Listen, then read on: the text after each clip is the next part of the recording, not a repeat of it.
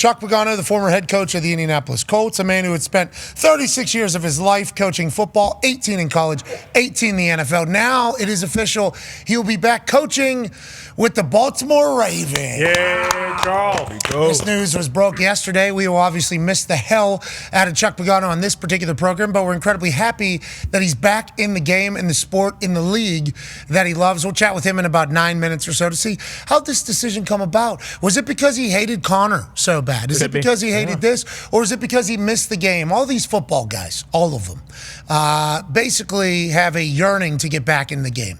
That's why you're seeing 70-plus-year-olds get head coaching jobs. That's why you're seeing Bill Belichick go back to UNC. That's why you're seeing Chuck, who is at the age of 64, going to be a senior secondary coach because they just love it. They can't live without it.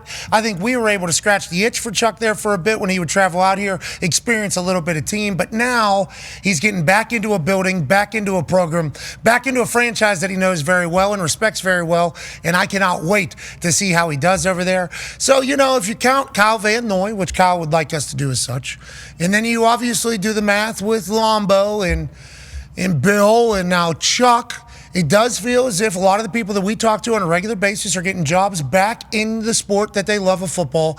And we would like to say we're incredibly proud of them. Hell yeah. Congrats to all the boys getting back out there. The Talks tables here at Boston Connor and at Ty Schmidt. Con man, do you think this is your fault potentially? Yeah, a little bit. But also, that old man, he doesn't want to be home. We've heard what he does at home. And sure, there are fleeting moments of very, very fun, syrup-filled adventures. But I feel like in this sense, Charles just loves the game. I mean, Pagano, I believe his brother used to coach there or is still there. One of them's in Washington. I'm not sure if he's still in Baltimore or not. But it does feel as though it is one of those situations where Chuck just loves coaching ball. I mean, he would get going here when he would start talking about the games, and it feels like now that he's back with Baltimore, who he mentioned, recently, hey, this team can win it all, the secondary, all of it. It's just a perfect situation for Chuck. It is exciting to add Coach Chuck Pagano to our defensive staff and continue to develop and grow our young, talented secondary. Chuck brings a wealth of knowledge, experience, and coaching talent to our team. He has deep ties to the program and is excited to get to work. Let's go to 9-year NFL vet and a man who played every position in the secondary, corner, safety, and nickel, host of Everything DB, Good D, Bad D, Darius J. Butler. D-Butch, you obviously played for a team that Chuck Pagano was the head coach, and obviously he and you had great moments together in the film room, on the field, in practice. You get it. What are the Baltimore Ravens getting out of this old-ass man who's now a senior secondary coach? Just a guy who loves ball, and he never, he's one of those guys who never leaves the game. Even when he was here, he was still, looking over the injury report and the weather and the refs and all the different intricate details that guys would do or wouldn't do when they were on TV. He still had that coaching itch. I'm glad he got back in there and being a senior DB coach. I'm not sure exactly what that title will be, but I'm glad that he's back in there, back in the building doing what he loves doing. He's 64 years old. The secondary coach is 60 years old. Jeez Louise. So I don't know if that's a junior. 4 years is enough to be a junior and a senior. Will he be calling the other guy a junior? Will he be called senior around the building? We don't know what all his job title will be, but we will chat with him. Ladies and gentlemen, joining us now is a guy who I was incredibly lucky to have as a head coach at the Indianapolis Colts. A man that we have all become very close friends with, and a man now who is the senior secondary coach for the Baltimore Ravens. Ladies and gentlemen, Coach Chuck Pagano. Yeah, Coach, how you doing? What's up, boys? Yeah. Okay, yeah. Look at this guy, he's glowing. Wow. This is just like whenever we had Bill on that first week after he signed back with UNC. You could tell that his life was full again. It was like he was the happiest he had been.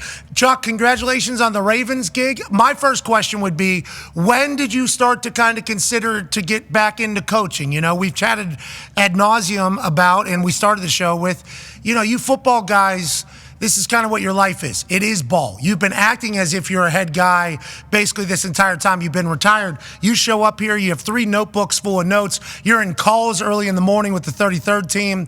You've been acting as if you're still in the league while you've been out of it. But when did you decide, you know what, maybe I should be getting back into this thing? Probably the day I retired. They walked away in 2020, to be honest.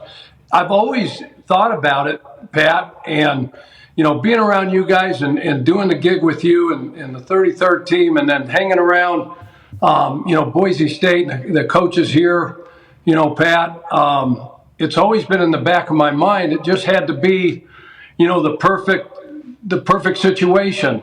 And, obviously, I'm very, very familiar with that organization. That had a ton to do with it. The role is absolutely perfect. I really not dying to be a head coach again and have all that responsibility, a coordinator, all the pressure that comes with that. Just an opportunity in this role to go help, John and this organization and that defensive staff. Zach Orr, they've got a great staff over there. So the role was important. Obviously, people matter. I know the people in that organization from the top down. It's the gold standard. Steve Bisciotti, Ozzie, who's was the GM, Eric DaCosta, who's now the GM, John Harbaugh, the staff, everybody in that building. I know all those people. Not much has changed. So it always comes down to people, right, Pat? Just like the people you have there. And then the last thing, what'll pull you off the couch is opportunity to win and win it all. They built a phenomenal roster, as we know, right? We've been watching them. They are a wagon from top to bottom. Eric and John and that personnel staff, that coaching staff, they built one hell of a roster. They've got a bunch of dudes on both sides of the ball and special teams. So those things, all those things we just chatted about, I've never really stopped. I think you probably knew that. The boys probably knew that. You could feel that, but this opportunity was just too good to pass up. Okay, we're incredibly happy for you, and you're right, you did never stop, and it is funny to hear you, like, the day I stepped away was the day I was like, I regret this. I regret this. How am I going to survive? You have done a fantastic job with us. You've done a fantastic job with your family, and I wonder, because you just talked about nobody, the same names basically being there in Baltimore. Watching Hard Knocks in season, was that something too there? Because they were back in that Baltimore building, back in the Ravens practice facility.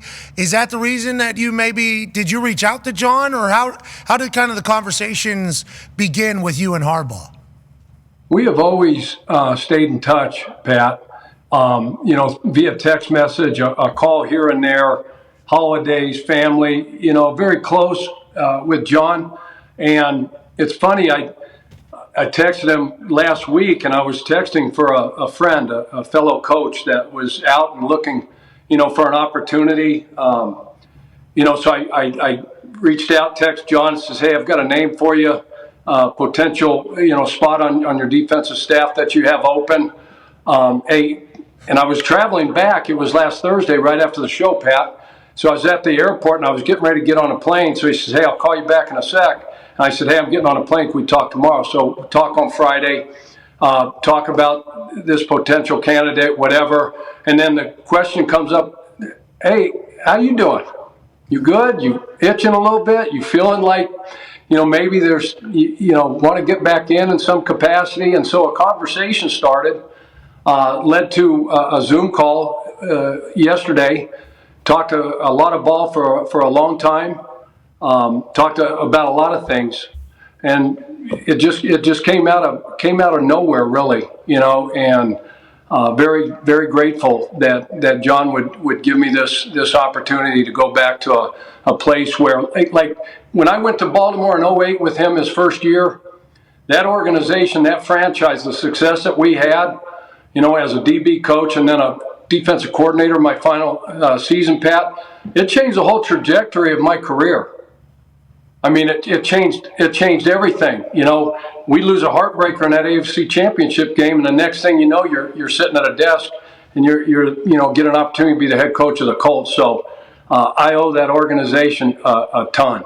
Okay, so let's talk about your role that you came in to be. Hey, Cush has a question for you, Coach. Coach, congrats. We're all pumped for you. But a quick question, right? So whenever this whole thing came about, just want to know what senior assistant second, are you guys going to be working, are you specifically with the safeties and he's with the corners, or are you guys going to be working as a team or vice versa? Yeah, great question. Because you want to go in on these things with a ton of clarity and take out as much gray AQs as possible, right, on, okay, what that role looks like. They have, secondary coaches right now. Chris Hewitt is the, pass game coordinator, secondary coach Doug Mallory, coaches in the secondary, both long-time veteran coaches, know shit ton of ball, obviously, know the back end. I get an opportunity to go in, fill a role in the back end where, like, okay, like how can I mentor, how can I help, what can I add to this? Go through the things, very familiar with the scheme. Obviously, that scheme, AQ, has not changed for the last, 100 years, it seems like. That thing has been intact. There's been coordinator after coordinator after coordinator, but the nuts and bolts of that scheme have not changed. So it's an opportunity for me to go in and, hey, what do you need? What do you need me to do? How can I help you guys develop these players? They've got phenomenal players back there. We know that, the Kyle Hamiltons of the world, Marlon Humphrey, Brandon Stevens, our Darius, phenomenal job. They've got a bunch of dogs. Nate Wiggins is a rookie out of Clemson after his first year, very promising. So, ton of great players and an opportunity just to contribute and help build. How's Miss Tina feel about this? Getting you back out of the house, back into a facility. She's loving it, I assume. Yeah, she's fired up, and now yesterday, but now you wake up 2:30 in the morning again, and the wheels are spinning. And now, God, I got all this stuff to do, all this response, but whatever. Like, we got to get things in order. She's jacked up. 4 of the best years again that we had as a family, was in Baltimore. That 08 to 2011 stretch, Pat. So she's fired up. Yeah, it's just a phenomenal place. There's a lot of familiar faces for her as well from a coaching staff perspective, wives, those kind of things. So she's excited. This thing's in order here. We got everything in order. So it's like, I'm going to move out of here, Pat, and get myself a little flat, hopefully close to Little Italy. Used to hang out there a lot in Baltimore. Okay. They've got some freaking amazing spots down there, right? Wow, I didn't know that. And give me a little spot. She'll come back and forth, but she's not going to be lonely. My kids I'm sure they're going to be moving in here pretty quick as soon as I am out the door. Yeah, well, I appreciate that. Obviously, out there in Boise, you got a beautiful place, beautiful view, beautiful life. Heading back to Baltimore, a place you know well. Maybe you'll be near Little Italy. Maybe you'll be near Jimmy's Famous Seafood, who said you'll never have to pay for another crab cake. Take them up on that offer, for sure. Absolutely. Yes, every night maybe, especially if Miss Tina's not there. Yeah, We'll take crab cake every single night from Jimmy's. Make sure that's delivered. Yeah, you know what they say, if it's free, give me 3. Until then, we'll say congrats. We're so happy for you. Ladies and gentlemen, the new... Go ahead. Last thing. You know how much I love you, Pat. You know how much I love the boys. This has been, a life game changer for me, being on this olive branch that I know you don't like this thing, but when I said, like, on that reel you sent, you got me dying laughing. You got me in tears.